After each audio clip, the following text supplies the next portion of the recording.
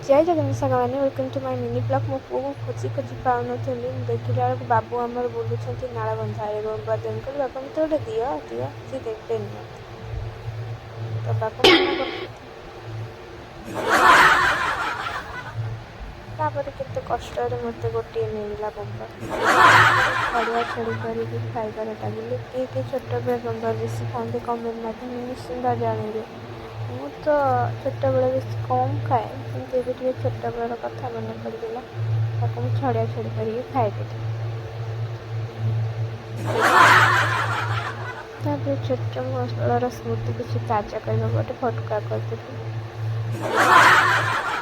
ତାପରେ ଇଏ ମୋତେ ମାଛ ଦେଇଥିଲେ। ମାଛ ନେଇକି ଆମେ ଚାଲିଲୁ ଏବେ ଘରକୁ।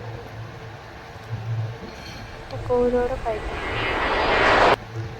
ତାପରେ ମୁଁ ଯାଇକି ମାଛ ଭାଜି ଦେଇଥିଲି। ମାଛ ଭାଜିକି ତାଙ୍କୁ ଖାଇବାକୁ ଦେଇଥିଲି। ଖାଇବାରେ ଥିଲା ମାଛ ଭଜା, କଲରା ଆଳୁ ଭଜା। ମୋ ଭିଡ଼ିଓ ଭଲ ଲାଗିଥିବ ଲାଇକ୍ କରିଦେବେ। ବାଏ।